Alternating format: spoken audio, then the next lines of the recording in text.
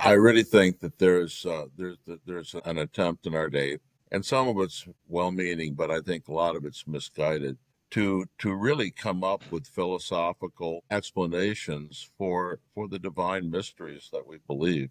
And I think it's really mistaken. I don't know how to teach the doctrine of God and pretend that I can explain all those divine mysteries. I really don't know how to do that. In the early 1900s, there was the rise of something called process theism. It gave rise to open and free will theism in evangelical circles, and those views, even the denial of divine foreknowledge. And I think there was a recognition that something really radically wrong was going on, and a desire to go back to the safer paths of classical Christian theism. And at some level, that's just fine. We ought to learn from the creeds and councils of the church. But at another level, when that begins to be identified with allowing a philosophy and reason to control our theology in a way that I think the Bible itself tells us to resist, then there are real problems. And it's easy to take some of these doctrines, like the divine simplicity that our confession teaches when it says that